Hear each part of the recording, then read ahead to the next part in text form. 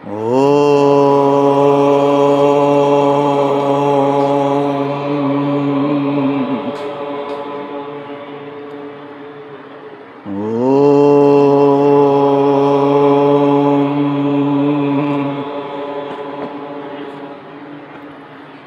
श्री गुरुभ्यो नमः हरिः ओम। ओम गं गुरुभ्यो नमः। ओम गं गणपतये नमः। ओम ऐं सरस्वत्यै नमः। ओम गणानां त्वा गणपतिं हवामहे कविं कवीनामुपमश्रवस्तमं ज्येष्ठराजं ब्रह्मणां ब्रह्मणस्पत आनशृण्वन्नोदिभिस्सीदसादनम्। ओम श्री महागणपतये नमः। ओम नमः शिवाय गुरवे सच्चिदानन्दमूर्तये निष्प्रपञ्चाय शान्ताय निरालम्बाय तेजसे। ओम यस्यात्मभूतस्य गुरुप्रसादात् अहं विमुक्तोऽस्मि संसारबन्धात्। सर्वोपदेष्टुः शिवानन्दमूर्तेः मृद्वङ्घ्रियुग्मं प्रणतोऽस्मि नित्यं। दयासिन्धुं दीनबन्धुं शास्त्रार्थबोधनपटुं मस्करीन्द्रवरं नौमि श्रीचिदानन्दसद्गुरुम्। ॐ प्राणिनां दुःखहर्तारौ ज्ञानदो भुवनमुक्तये शिवानन्दचिदानन्दौ आश्रये गुरुसत्तमौ। ओम नमो नारायणाय ओम नमो नारायणाय ओम नमो नारायणाय ओम नमो नारायणाय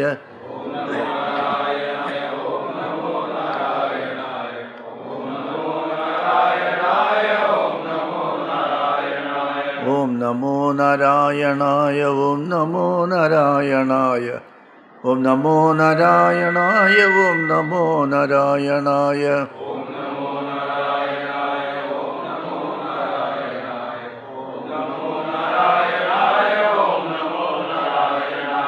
ओम नमो भगवते वासुदेवाय ओम नमो भगवते रामचंद्राय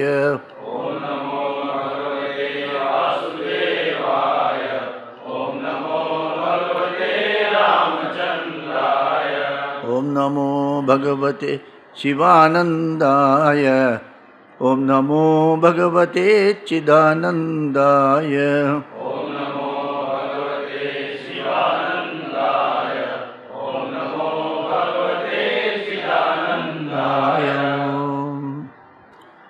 So I have been sharing with you on this, the Vedas, the scriptures, the Vedas mainly, and the Vedas are the most ancient scriptures, and it deals with the human needs, human aspirations. It speaks about the human aspirations. We want peace and happiness, how to achieve that. And it also speaks while it speaks about the human aspiration, it also speaks about the superintending principles behind all these things here, and also speaks about the supreme reality, the ultimate reality. So that is the content of the Vedas. So it can be interpreted like that. Then the structure of the Vedas, coming to the structure of the Vedas, as you know that there are 4 Vedas. Earlier it was only one Veda. The Vyasa are divided into 4. So they call it as there was only one Veda. It was one book.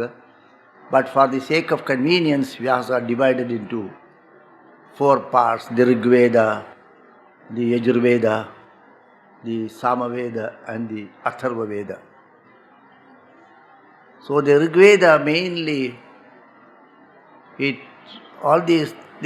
structure of the Vedas, they were compositions in poetical form. They were set to meters. It was in poetry. A poetry has got 2 lines, 2 halves and 4 quarters. So they are, most of them are in the form of poetries, the poems, ode.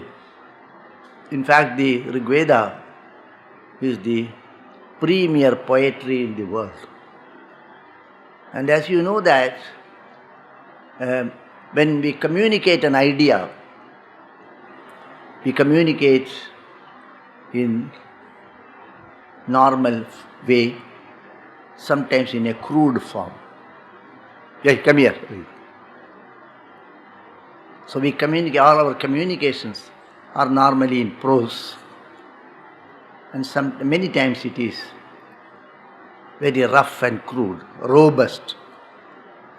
But when you communicate in finer forms, in poetry, it implies that the person handling the subject is a very refined person, a very cultured person, refined person with deep knowledge on the subject.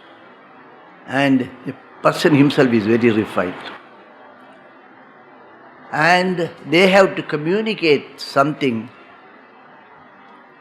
which is not normal. So we have certain things. You take, for example, how many words you know in any language. You are qualified people, you say, I am an MA in English literature. How many words are there in your memory? Do you know? How many words you will know? Very few words we will know. We are using those words only. I am speaking to you, maybe speaking to you for hours. I may not be using more than 500 words, maybe 1,000 words. Beyond that we don't use. So when we have to communicate something, a new idea has to be expressed. Something unknown has to be explained. How will you explain? I have to talk to you of something which you do not know, which you have not seen, which you have not heard, and which is not common. When you have to describe about God, how will you describe? You do not know anything about God. And nobody has seen that. Nobody has seen and written. So when you communicate about something which you do not know, you have to use the very same words you know, but it should give a new interpretation to those words. The word should convey a new meaning to that. The ordinary words we use should give you a new meaning. It should have a new dimension. It should have a new dimension. So the content of the Vedas we can't understand because they have used ordinary words, but it has got a new meaning, it has got a new dimension. I give you an example. A newborn baby has no language, it cannot speak. When you are all born, how you communicated with your mother. The mother says some words, but how the child will communicate? The child will have a body language and it will make some sound. Those sounds, the mother knows the emotions behind those sounds. Whether the child is angry, whether the child is loving, whether he wants food or rejects food. All these things she understands from the body language and some vague sounds the child produces. I don't want. He says like that, I don't want. So before it starts speaking, it has vague sounds. Before that, there was no sound. So the mother looks at the baby. Even the animals, the monkeys, they look at their baby and understand. The monkeys communicate with their babies. The dogs communicate with their babies. The tiger will communicate with its cub. The tiger's cub will learn biting the tail of its mother. The mother tiger will waft its tail like this. The baby cub tiger will jump and bite. If it bites in such a way to cause pain to the mother will give a beating and make it, hey, bite slow. Learn to bite, don't bite me. You have to bite somebody else, not me. So she will tell her, she will not speak your language, she will not speak German, nor English, nor Hindi. She speaks. So, we all make inquiries. So there is an inquiry that when the language came, how the language came. We all speak different languages now. And how this language emanated, how it came from. You are all very intelligent people. Have you any time thought about all those things?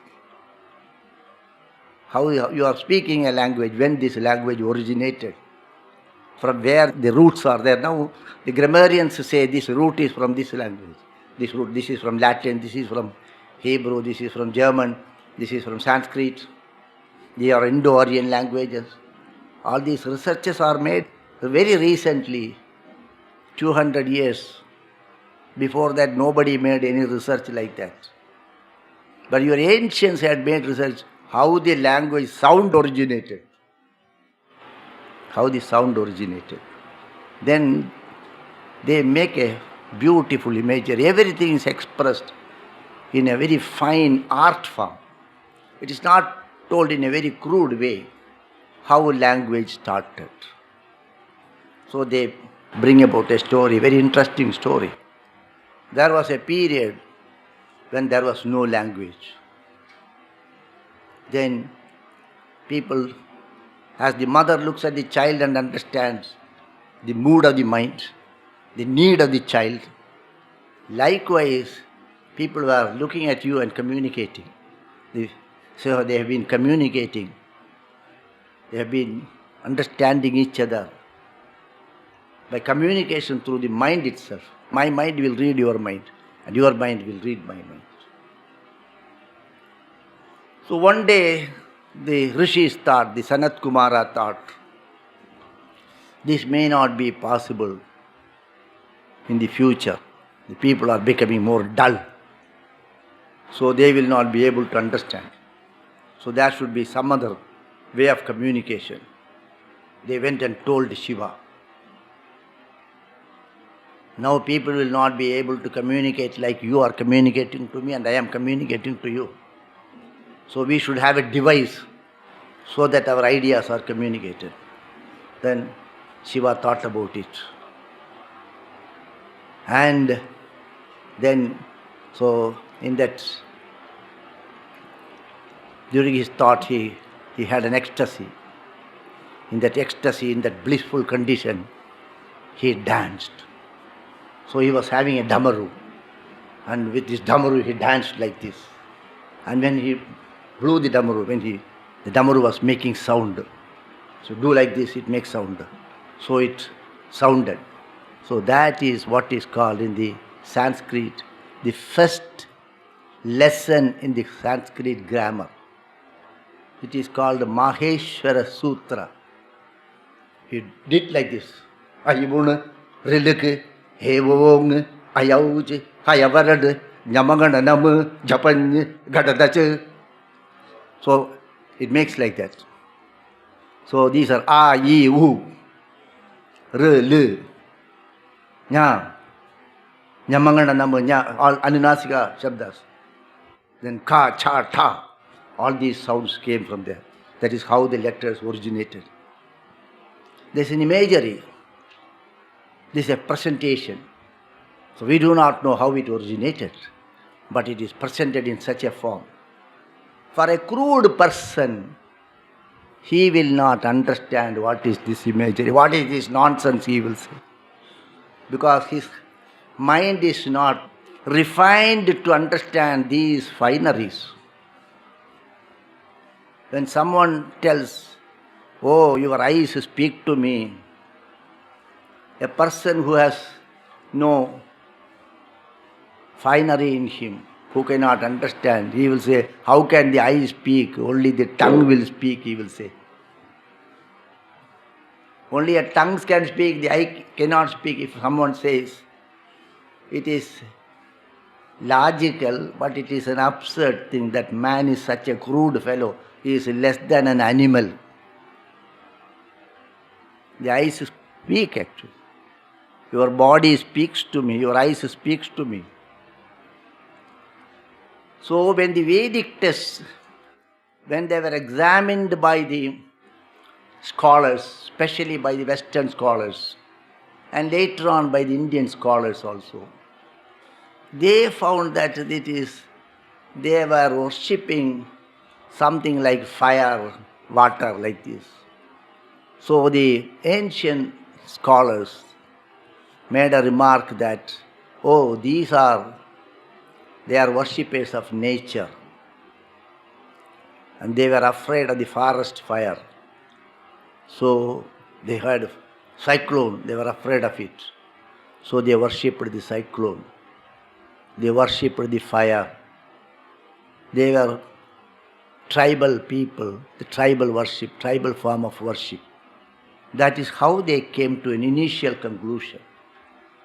Later on, some other scholars studied that and also found that these are in the form of poetries,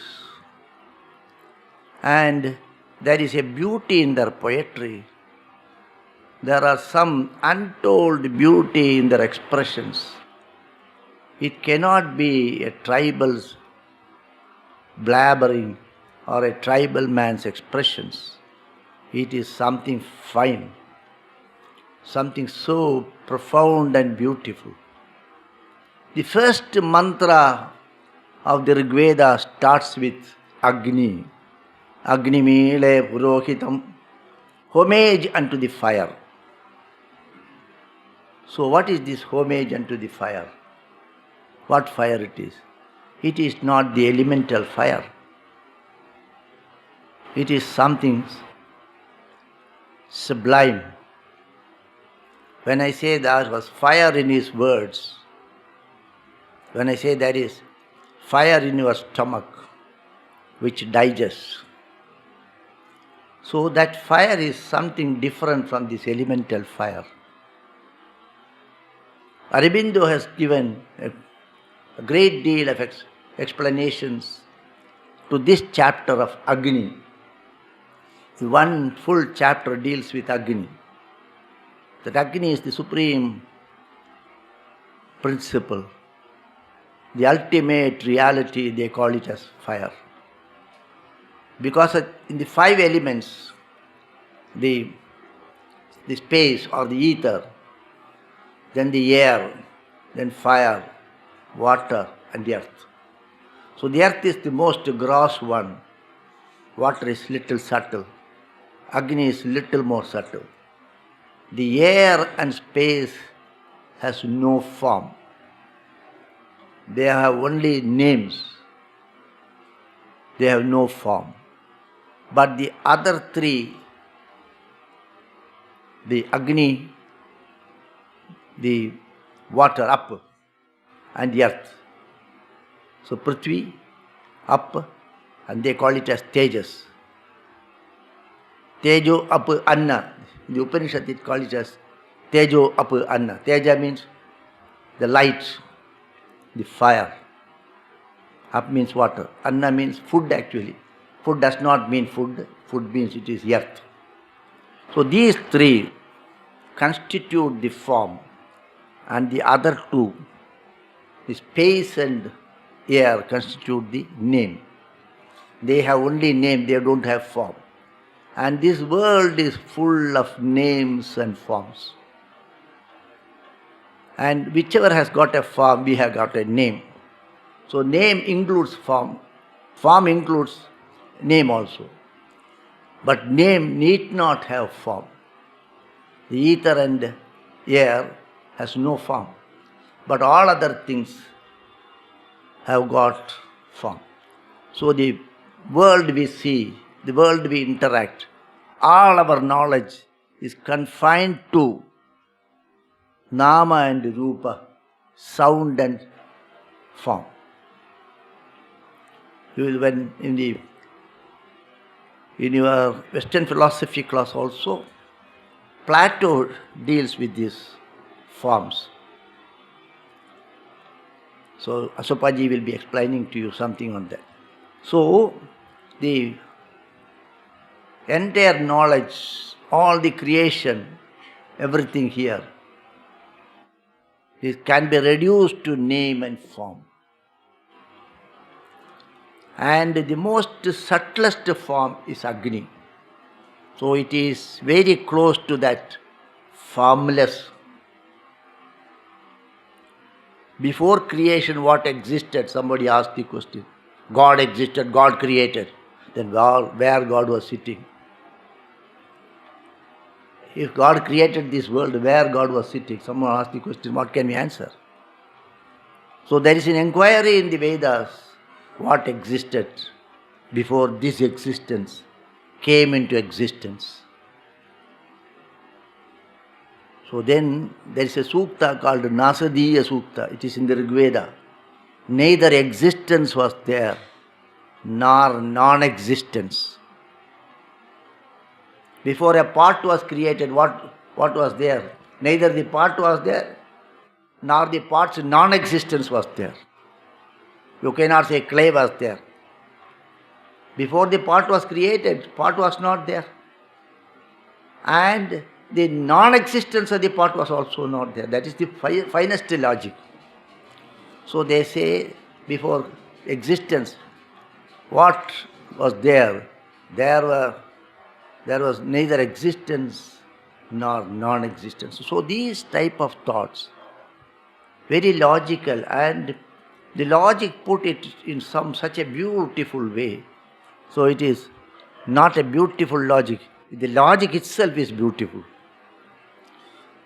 So the Vedas were full of such imageries.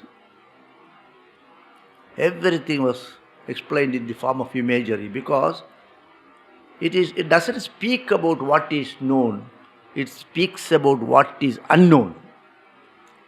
And the unknown is spoken through known, actually. The known has to lead you. Through the known, they lead you to the unknown. So that the structure of the Vedas are all in the form of poetries. And they were learned not from books.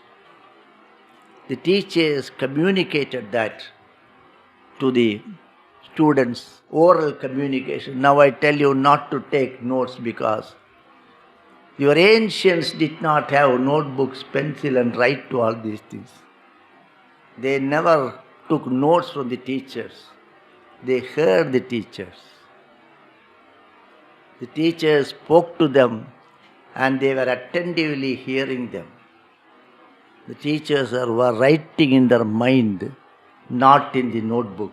You don't go to internet to find something. Here he said, you can create an internet here. The Google search should be here and not there. If that is there, you have to go and search there. Here you can search and bring it out anytime you like. And they will speak in different ways. Maybe the subject matter may be same, but they may not be repeating the same words. As I speak to you, I have been speaking about this Vedas too many times. I may not be repeating the same way.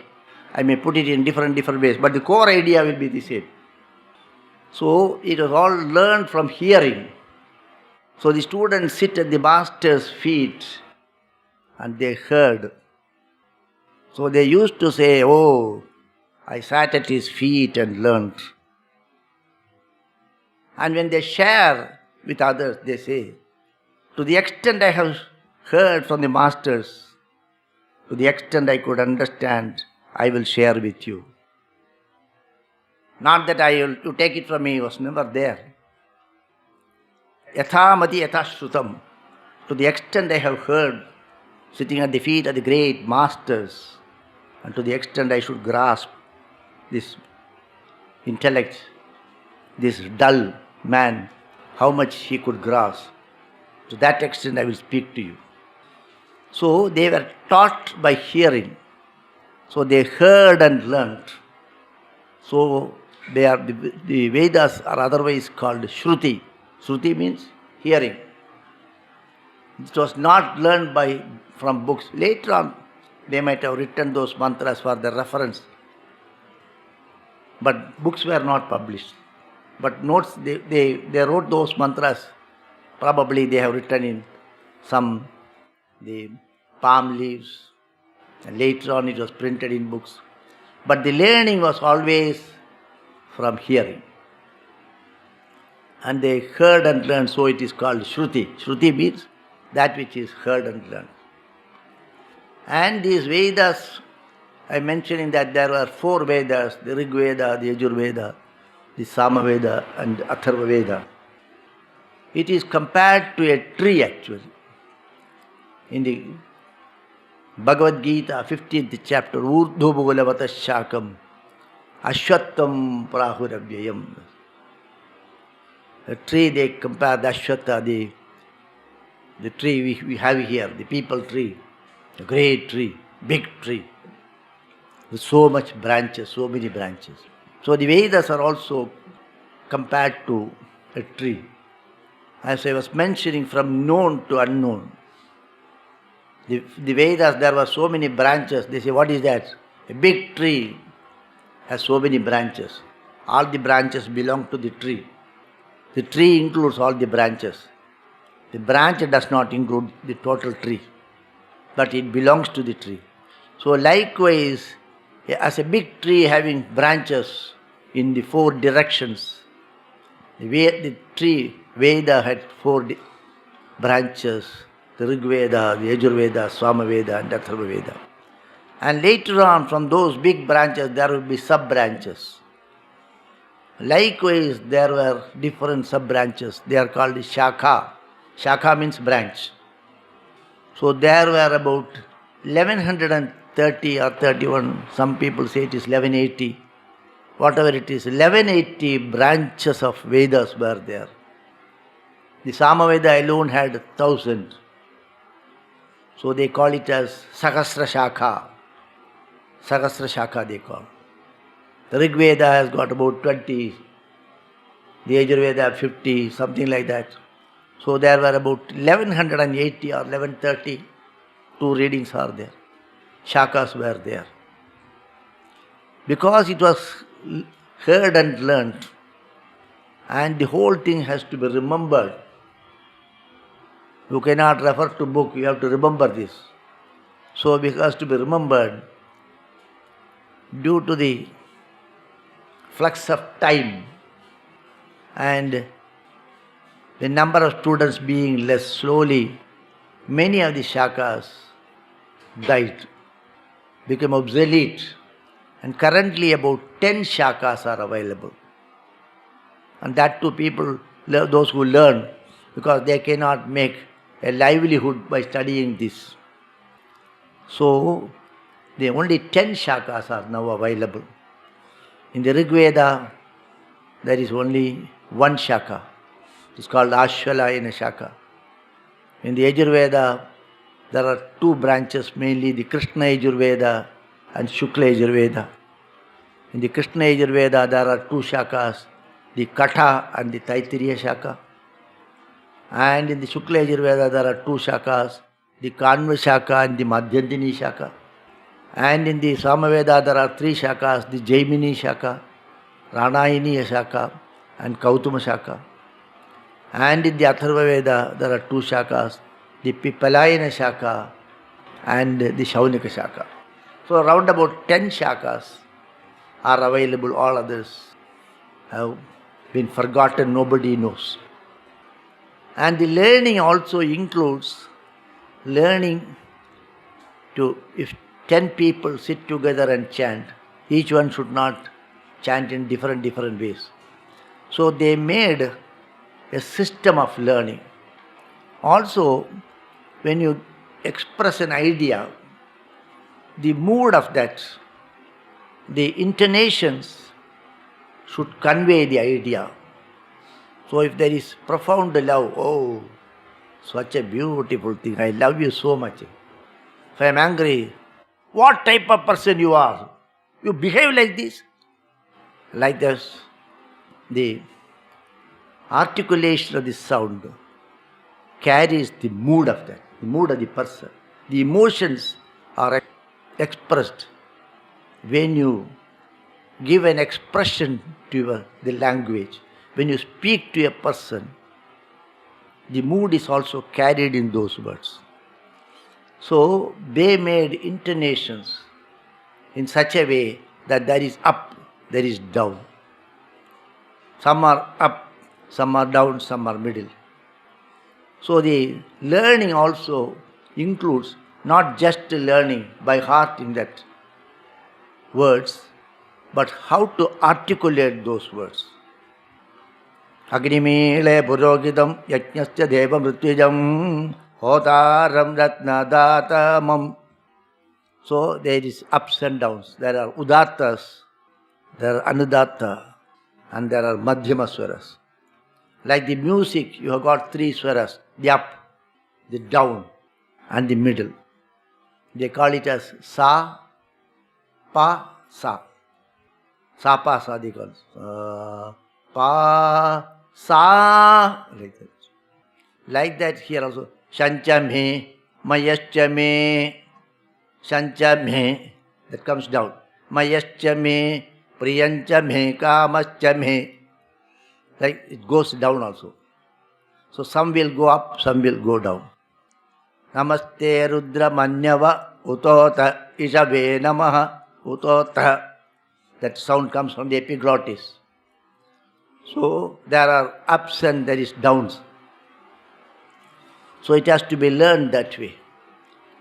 So because of the learning itself is very difficult, somehow the 1130 shakas become 10 shakas. Now what happened? The ancients thought that the Vedas contains all the essential things to be told to human beings so that they will be at peace with themselves and they can be happy. But the learning itself is very difficult. What to do? People cannot learn this, very difficult. And it is learned in different ways also. And because there are no books, you have to by heart the whole thing. Not only you should by heart, you should also repeat in the same order. You cannot change the order also. In the Sanskrit language, if 10 words are told to make a sentence, 10 words. Hari Om, you please come here. Hari Om, you please come here. 5 words are there. These words, if you jumble also, put the fifth word first word second. If you jumble like that also, it makes no difference. In Sanskrit, the meaning will be same. In other language, sometimes it will go wrong. Whereas in Sanskrit, it is like that. So to maintain the sanctity, they wanted that the arrangement of the words in the mantras should not be changed. First word should be told first, second 3. Suppose if you by heart sometimes you forget a word, you can change this word like this. Such things should not happen. So after learning the mantras, suppose if Agnimile Purohitam, Yajnasya Devam Ritwijam, Agnim Ede, like that you have to, word by word you should be able to say. So after learning the mantra or the shloka by heart, then they want you to tell each word separately. I give you an example. In the Rudra, the first sentence is Namaste Rudra Manyava Uto Taishave Namaha. That's the mantra. Namaste Rudra Manyava Uto Taishave Namaha. Namaha Te Rudra Manyave Uta Te Ishave Namaha. Like that, you have to say one by word by word. It is called Padapada. The other is Samhita Pada. Namaste Rudra Manyava Uto Taishave Namaha. This is the mantra, original mantra mantra is told. Then it is called Pada. Namaha, Namaste is 2 words. Namaha Te Rudra Manyave Uta Te Ishave Namaha. So like that, you have to say it. It is called Padapada. then the order krama, then there are different permutations. 1, 2, 2, 3, 3, 4, 4, 5, like that you have to say. First word and second word, then second word and third word, and fourth word and fifth, 5, 6, 6, 7, 7, 8, like that. Then 1, 2, 3, 3, 2, 1, different combinations, permutations. So there are 8 systems of chanting it. We have some tapes also here. For one mantra will take about 15 minutes to chant all these things. So this type of learning, so that the sanctity and purity and the structure is maintained as it is, there should not be any corruption in that. So the learning has become so tough. That is why people did not learn. It is easy to get so many PhDs, but it is not that easy to learn Veda. And the whole thing is indexed in the mind also. In those days, without any computer, they know how many words were there in the Rig Veda, how many letters were there. So they are all put in small shlokas. This many words are there in this. And now if you type something in the computer says so many 350 words, 3 pages. This was there earlier. Nobody knew about all these things. How many words are there in the Rig Veda? How many letters are there? How many words are there in the Yajurveda? How many letters? How many mantras? How many chapters? How many suktas? How many words? How many letters? All these things are in one small shloka. So this much perfection was there. This was not known earlier. That is why people thought that it is some tribal form of worship. Later on they found so much of mathematics is there. So they thought that it is not possible for everyone to learn this.